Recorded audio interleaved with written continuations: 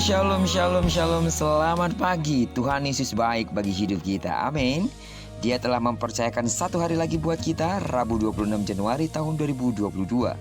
Kita percaya sebagaimana Tuhan sudah memelihara dan memberkati tidur malam kita, maka sepanjang hari ini kita juga harus yakin dan percaya kalau Tuhan juga pasti akan memberkati hidup kita. Amin.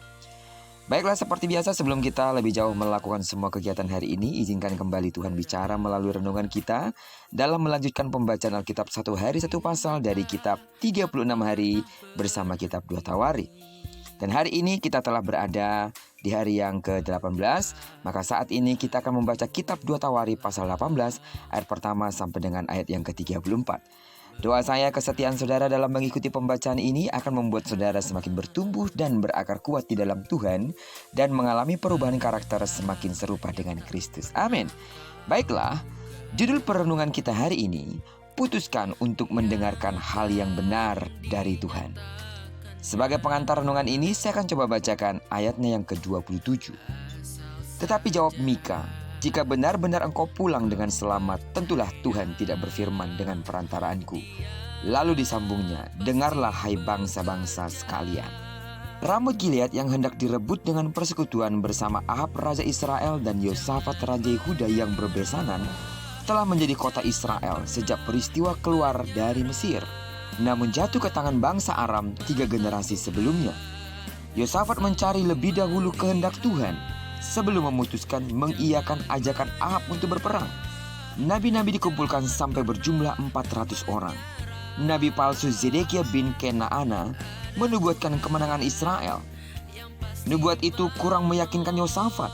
Ia mencari nabi lain dan didapatinya Mika bin Yimla. Namun Mika justru dipenjara karena nubuatnya bukan saja menyinggung perasaan Raja Ahab, tetapi juga menjatuhkan mental bangsa Israel. Ternyata Ahab terkena panah yang nyasar dan mati dalam pertempuran itu. Sidang jemaat Tuhan yang saya kasih dalam nama Tuhan Yesus, tahukah saudara bahwa nubuat palsu dan benar itu teruji melalui waktu dan kenyataan. Kenyataan yang terjadi akan membuktikan siapakah yang benar. Yosafat peka terhadap suara Tuhan sehingga tidak mau begitu saja menerima nubuat kemenangan sekalipun disuarakan oleh ratusan nabi. Walaupun Mika hanya seorang diri, namun nubuatnya terbukti, sedangkan Ahab hanya ingin mendengar nubuat yang menyenangkan hatinya. Ia cenderung mengikuti rencana dan keinginan sendiri, berbeda dengan Yosafat yang menguji tindakannya berdasarkan nubuat nabi. Sidang jemaat Tuhan, camkanlah hal ini.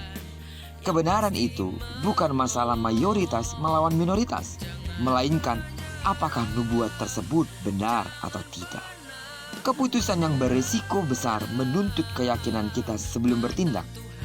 Meminta petunjuk Tuhan dengan berdoa ataupun mencari nasihat dari orang-orang yang kita tuakan menjadi cara yang paling umum untuk mendapatkan saran sebagai alat pertimbangan yang Tuhan izinkan untuk kita dengarkan. Namun pada akhirnya kita harus memutuskan apakah tunduk kepada kehendak Tuhan atau tetap bersikeras dengan keinginan dan rencana sendiri. Ketahuilah bahwa semua hal yang kita putuskan berdasarkan petunjuk Tuhan akan mendatangkan damai sejahtera di dalam hidup kita. Menjadi pembelajaran buat kita. Terkadang apa yang dipesankan Tuhan bagi hidup kita kadang-kadang menuntut supaya kita hidup di dalamnya meskipun sulit untuk dilakukan.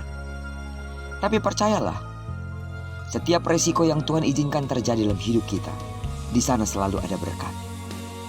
Setiap pergumulan yang Allah izinkan terjadi dalam hidup kita, di sana selalu pasti ada pertolongan. Tidak pernah Tuhan meninggalkan kita seorang diri untuk memikul sebuah tanggung jawab yang besar.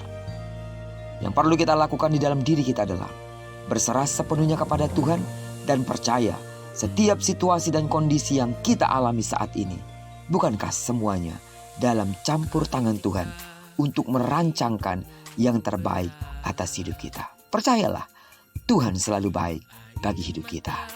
Pilihlah untuk melakukan hal yang benar di mata Tuhan meskipun berisiko yang sangat tinggi. Dan percayalah, Tuhan ada di sana untuk memampukan kita menanggung semua perkara itu karena Tuhan Yesus tahu kemampuan dan kapasitas kita. Dan jika Ia mengizinkan semuanya itu terjadi, itu berarti Tuhan tahu kita sanggup untuk melewatinya. Terpujilah nama Tuhan. Diberkatilah kita sepanjang hari ini dan digenapi firman-Nya yang berjanji bahwa apa yang dikerjakan tangan kanan dan tangan kiri kita dibuatnya berhasil. Kemanapun kaki kanan dan kaki kiri kita melangkah, percayalah di sana kemuliaan Tuhan akan dinyatakan. Doaku bagi sedang jemaat Tuhan yang masih sakit secara fisik, dalam nama Tuhan Yesus disembuhkanlah saudara. Bagi saudara memiliki pergumulan berat, percayalah di sana masih ada Tuhan untuk memberikan solusi yang paling tepat untuk saudara.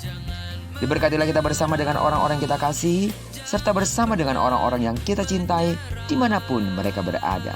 Terpujilah nama Tuhan. Shalom.